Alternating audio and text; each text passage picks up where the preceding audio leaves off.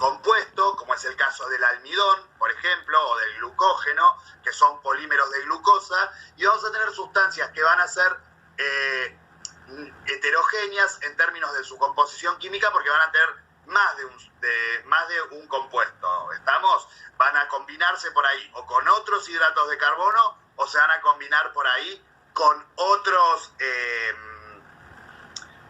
sustancias, como es el caso de los glucolípidos, de las glucoproteínas. Ahí como que se empieza a desdibujar el límite entre el hidrato de carbono y la proteína, y empieza a ser una sustancia compuesta. En el caso de que lo analicemos desde una glucoproteína. Teniendo en cuenta esta cuestión estructural y este tamaño de la estructura, nosotros podemos nomenclarlos haciendo una nomenclatura de acuerdo a su complejidad.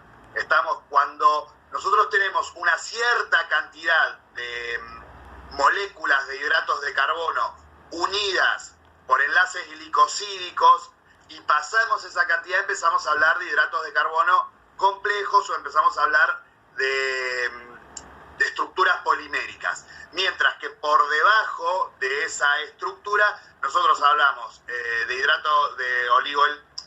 una estructura oligomérica, o de estructuras diméricas o monoméricas.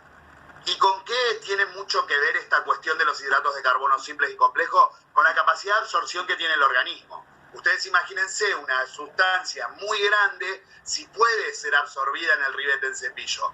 No, esa sustancia va a tener que ser sometida a digestión química, que ustedes lo vieron eso en el proceso digestivo, las amilasas, que actúan, y separarla en sus partes constituyentes, en sus partes más pequeñas constituyentes, para luego ser absorbida. Todo eso requiere tiempo.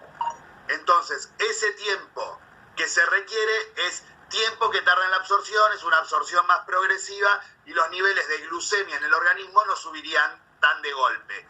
Esa es una de las principales diferencias que hay entre los hidratos de carbono simple y los hidratos de carbono complejo. ¿Y por qué para nosotros son tan importantes en las terapéuticas nutricionales? Si nosotros consumiésemos hidratos de carbono simple, eso pasaría rapidísimo al torrente sanguíneo. A ver, alguien me dice. O sea que los polisacáridos son hidratos de carbono complejo, los monosacáridos, disacáridos y oligosacáridos son simples. Sí. ¿Estamos? Pasaría muy rápido al torrente sanguíneo, la glucemia subiría muy de golpe, y estaríamos trabajando siempre con las hormonas, o la hormona encargada de meter la glucosa dentro de la célula a máximos niveles. ¿Estamos? Esperen un toquecito que me sonó una alarma. Bien.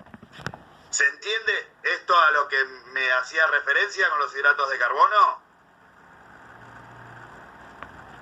¿Lo entienden? Yami, ¿querés agregar algo más?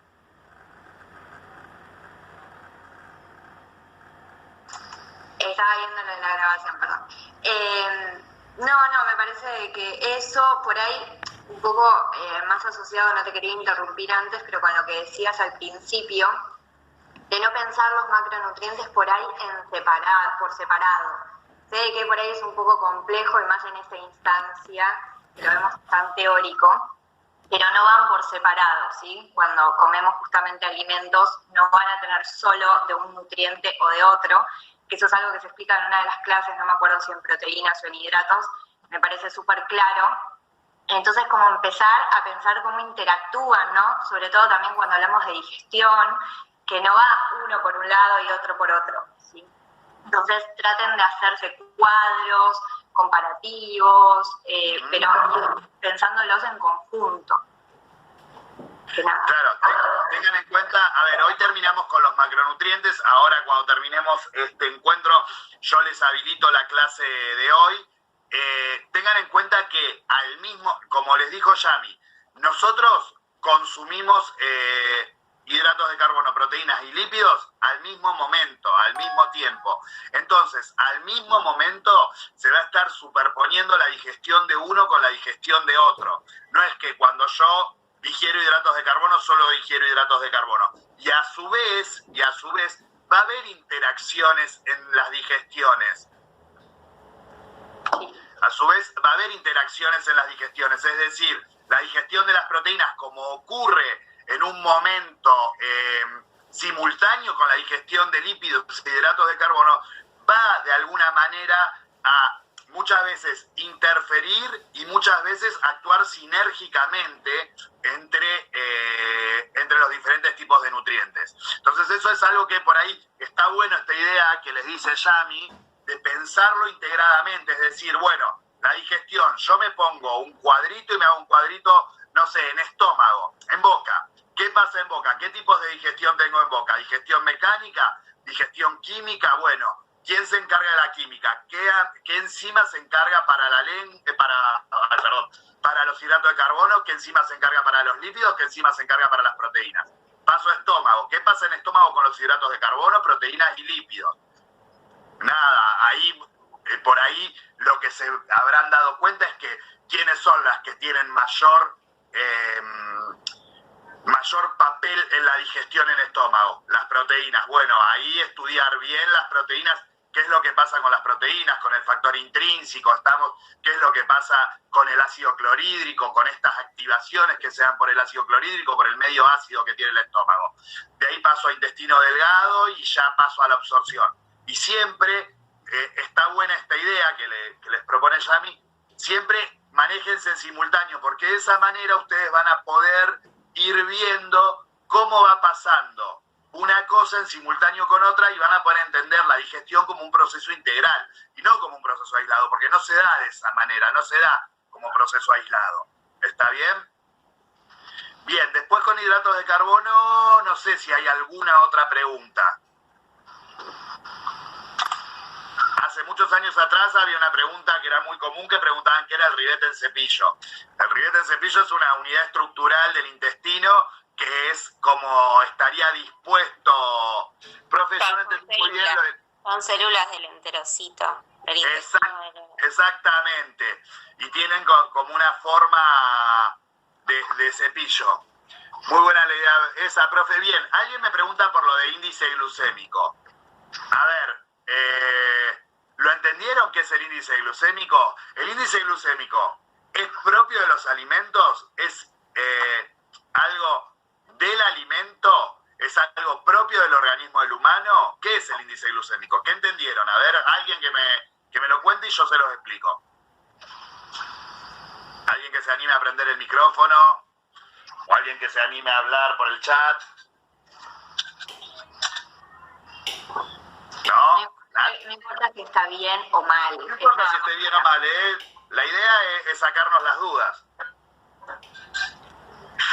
Profe, ¿puede ser propio del alimento también de cómo la persona lo consume? Porque, por ejemplo, decían que si tiene poco tiempo de digestión, aumenta el índice glucémico. Si tiene muchas horas de digestión, baja el índice glucémico. Lo mismo que también estaba en la fructosa. Si se consumía, bajaba. Bien ahí. A ver, mide la glucosa en sangre. Bien, bueno, ahí hay como una cuestión de que siempre se confunde. El índice glucémico es un sistema de clasificación, ¿estamos? Que se utiliza para medir cómo se comporta la glucosa en sangre, que es eso que se llama glucemia, que cuando nosotros vamos a hacernos un análisis de sangre, ¿vieron que nos lo miden? La glucosa, todo lo que esté disuelto en sangre, tiene un sufijo que es emia. ¿Estamos? Bien, eso es un dato de color. Pero el índice glucémico es un sistema de clasificación de los alimentos que se utiliza para ver cómo se comporta la glucosa en sangre después del consumo de un alimento. Es decir, si yo consumo un alimento donde, como me decía Micaela recién, postprandial significa después de comer, exacto, ¿estamos? Si yo consumo un alimento rico en hidratos de carbono simples, que no requieren de demasiada digestión, ¿qué va a pasar con esos hidratos de carbono que ya están casi, podemos decirlo que están disponibles? Van a pasar rápidamente se van a absorber en el ribete en cepillo rápidamente y rápidamente pasan al torrente sanguíneo. Como pasan rápidamente al torrente sanguíneo, ¿qué pasa? Aumenta rápidamente la glucemia.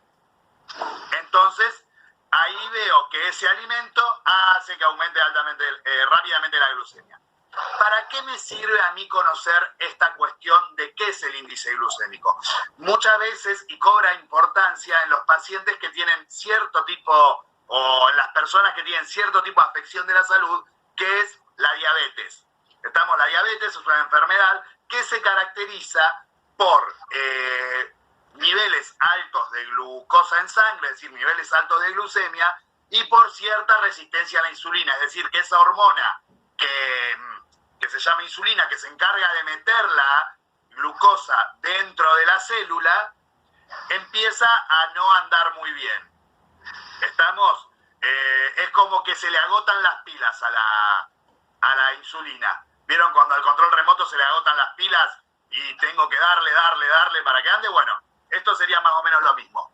Por el motivo de que se aumenta la glucosa, o sea, el nivel glucémico se aumenta. Por el motivo de que siempre tenés la insulina trabajando a full. Por eso. ¿Estamos?